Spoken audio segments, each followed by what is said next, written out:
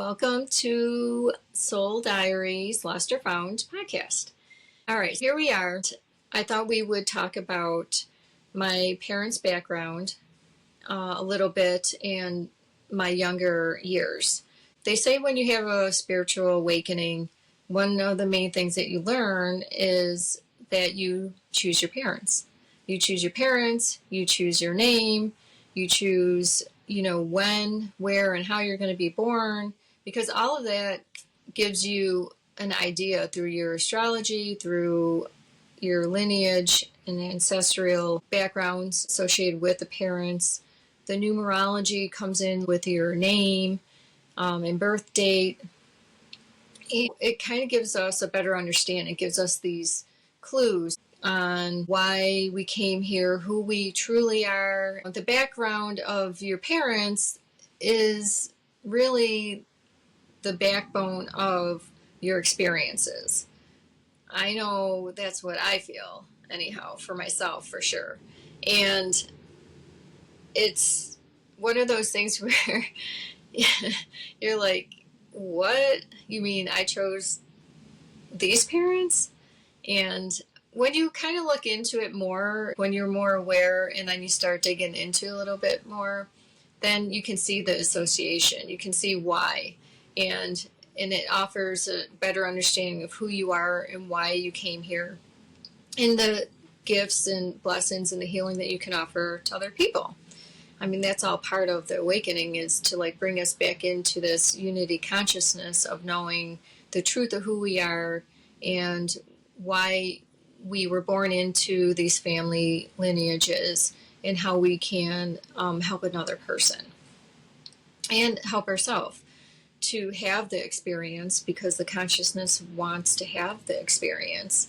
And we offered to come. We're like, hey, I'll do it. Yeah, sign me up. And then you're like, oh, hell no, I did not pick these parents or these experiences. And we sure the heck did. So here we are. Okay, my mom's side was kind of probably more on the poor side. She was a teenage mom. She had a young child prior to my coming into the world. And her family line is from the indigenous Mexican area, more eastern Mexico. And I know that I have relatives. My great-grandmother was a healer, so that made a lot more sense as to why I would have been born into this family line, and considering I am a healer as well. And I thought that was really cool, actually. Her parents were very hardworking Mexican indigenous souls. They came here, they had 4 sons and 3 daughters. They had a house full, and their home was like a little cottage. And that's what I remember of it. It had an outhouse, they had land, they had the chickens running around, and, if you took baths, it was in these metal tubs, which we thought was fun. You go out, you play, you come in, and then you're taking a basin tub. I do recall that I did not care for the outhouse, especially at night. Really more so then, because I was so afraid to run out there to go. But nonetheless, my grandparents worked very hard, and so I believe that they couldn't really focus like they may have wanted to with all their children. Here's my mom. She has a young child.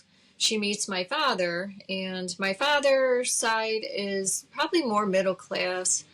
I would say German descent. So his background, his father was also in the service, my grandfather. He was an alcoholic.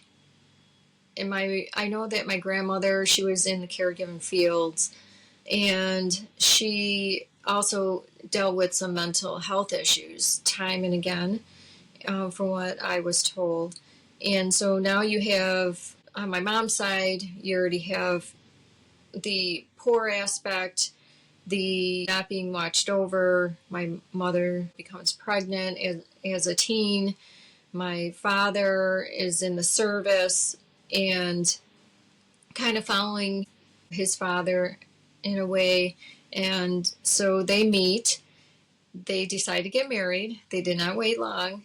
He's 8 years older than my mother, so I'm sure my mother was looking for someone to be her support and help her with the child that she already had. My brother was under a year old when they met. They get married, and he's like, well, let's just have children while I'm in the service. She agreed to that, and lo and behold, here I am. She had a daughter named Michelle. I chose my name. And then a year later, she had my younger brother. And now she has 3 children. They're traveling through the service. We were all under the age of 3. So she had her hands full. Let's jump forward to he's out of the service. We moved to Buffalo because that's where my father is from. And I remember the home that we lived in. And it was a nice house. We played and had some Christmases there. But I actually remember a time, and I had to have been,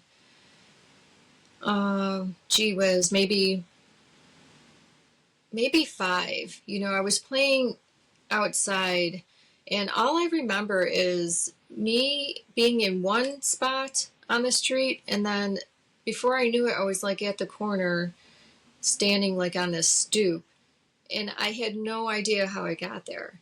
I feel like it was like this out of body experience, or like I time jumped somehow from one moment to the next. And to this day, it's kind of a mystery, but I almost understand a little bit more knowing so much more about energy. So I thought that was really a cool thing I did back then.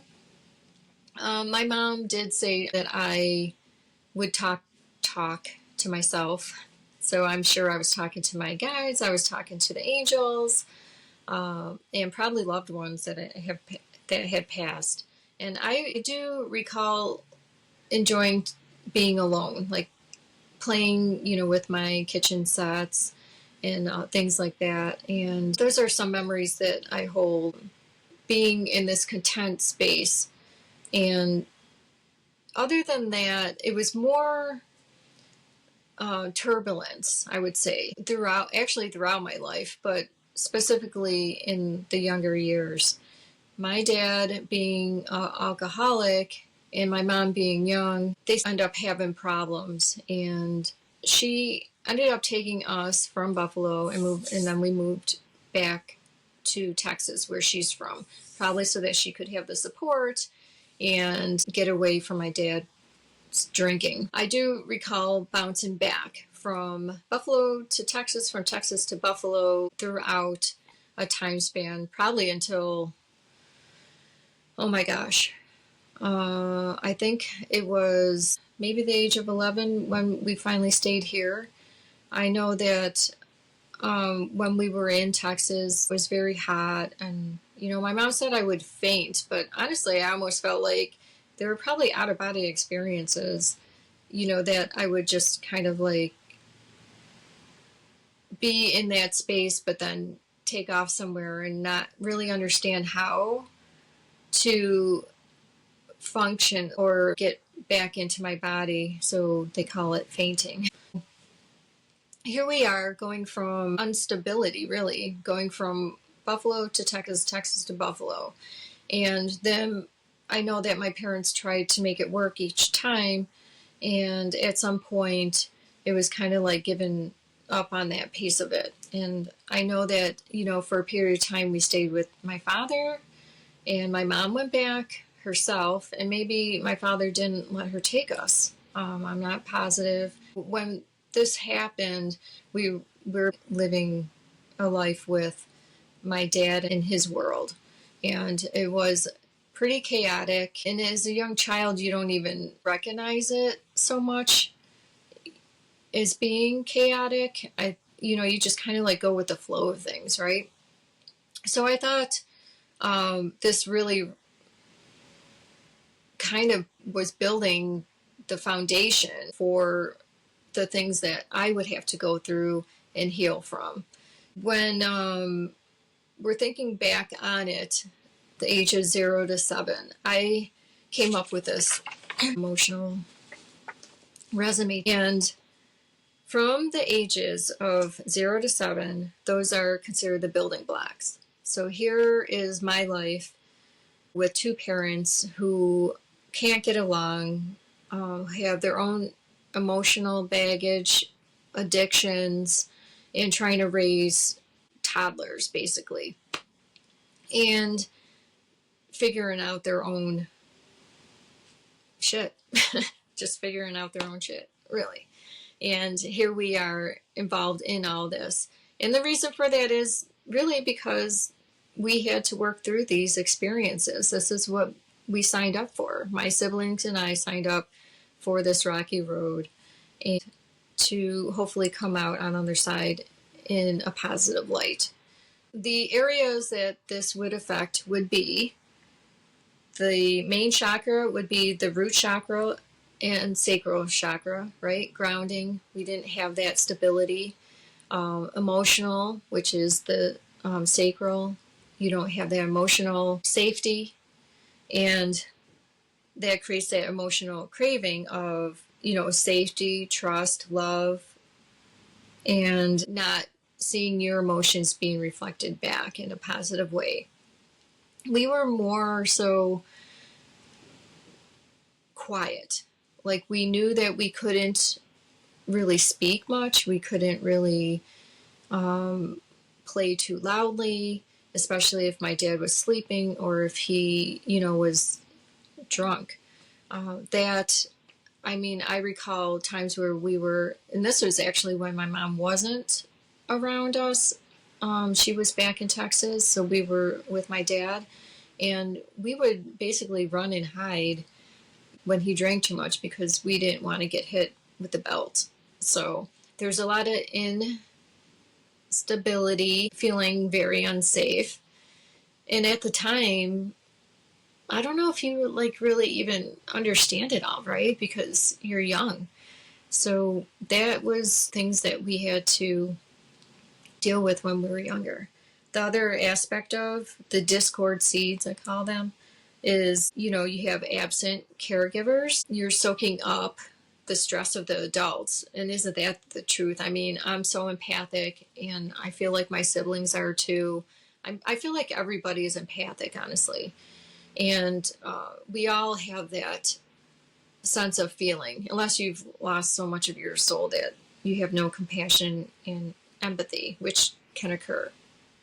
But for us, we didn't have that grounding and that support, and so we had that emotional imbalance for the majority of our life, really. And then the clues as you grow up would be the fear of being left behind, being ditched, hyper alertness. Oh, is dad going to hurt us? Are we going to have to hide? Do we need to be quiet? You start having this hyperness about actions of another person, or lack thereof too. And then zoning out in the conflict. Cognitive discord, something like that. When I try to pronounce things, sometimes it gets a little funky. But anyhow, so you create where it gets so accustomed and you're so used to these behaviors, actions or lack of actions, that it doesn't even faze you anymore. You kind of just your body and your neurotransmitters, like your emotional sense and your mental mind, just go into this fight or flight, and then you're not recognizing somewhat like when danger does approach, because you're so accustomed to certain behaviors and actions being taken place, in your childhood. And then there's the trust issues. I mean, if you can't trust your parents to care for you and be there for you in your time of need, that's going to carry out to your adulthood. And I really feel like all of these things did for me. I can relate to every single one of these grown-up clues of emotional discord. And there are things that even in this now moment that I'm recalling and shifting, that I have been shifting throughout the years, but even more so in the last few years. Your childhood definitely relates to your emotional awareness and how you relate to yourself and how you relate to other people. And having to have dealt with so much as a young child, not having the stability, going from one place to the other, one state to the other state, my mom having new people come into her life, my father having people coming into his life that were also alcoholics, and us having to hide, and having these strange experiences with these random females coming into our home, and trying to get an understanding of all that. And you don't really even get it until you're older. There's a lot of things to work through, and part of that is understanding where your parents came from, where their parents came from, because ultimately that gives you more compassion for them. That gives you more compassion for where they are, where they were, and how they came to be as parents for you and why you chose them. Well, we have to keep that in mind. We chose our parents. So I will leave you with that for this episode. Hopefully it wasn't too roundabout, but it kind of gives you an understanding of, my background, and for the upcoming episodes of my journey, how it relates to my awakening and my choices and decisions, and sometimes lack thereof. Take care. I appreciate you taking the time, and I hope this helps you in some way. Thank you. Bye. Twinkle